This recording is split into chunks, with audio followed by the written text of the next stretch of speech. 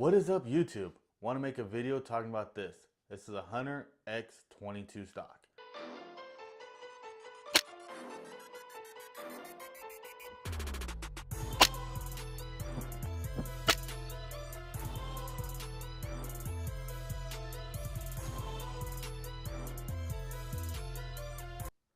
So this is a Magpul Hunter x22 stock.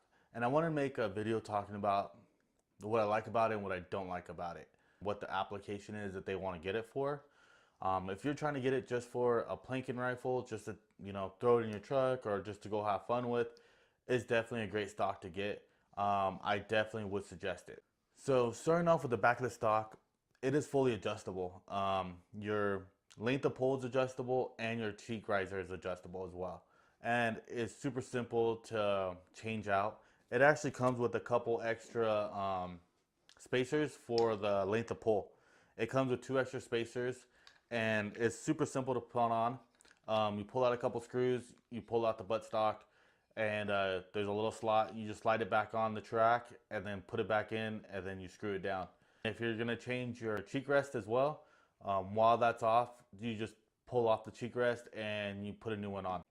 The original stock that comes on a Ruger 1022 is not adjustable at all, and it's actually pretty small, so I wasn't a fan of that, and I finally got around to switching it out.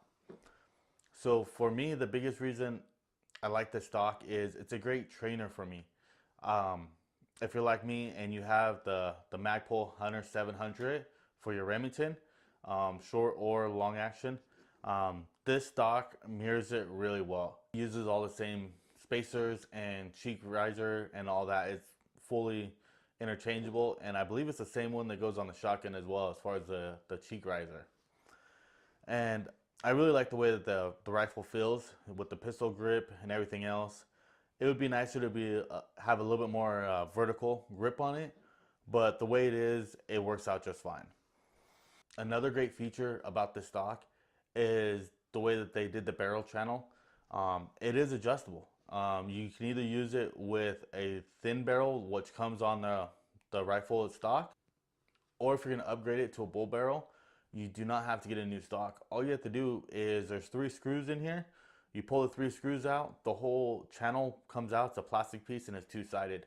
One side is for the thinner barrel and the other side is for the bull barrel.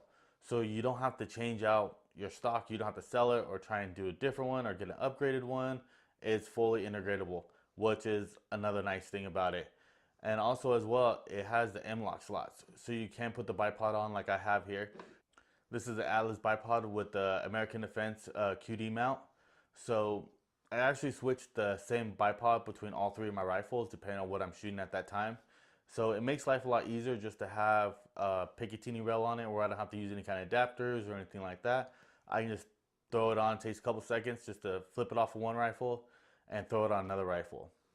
I would say the only negative feature on this rifle is the fact that there's no aluminum pillar in it, or there's no aluminum or steel or any kind of metal whatsoever in the whole stock.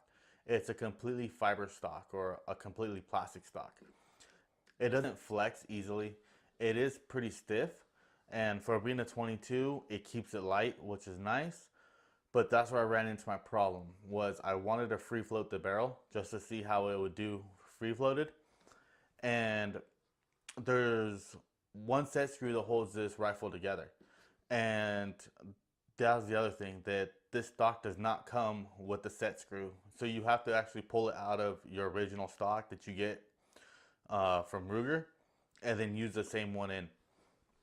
And when you're putting the screw in, there's only one point of impact where it actually holds it in place, and the action is not supported that well. So when I torqued it down, according to the instructions, it was 20 inch-pounds of pressure. So I torqued it down to 20 inch, like I said, and there was still a lot of play in the action where the whole action was actually pivoting up and down. Where if I pulled the barrel up or down, the whole thing was just kind of like locking in. And that's a horrible thing when it comes to your barrel harmonics. You're never going to get great groups.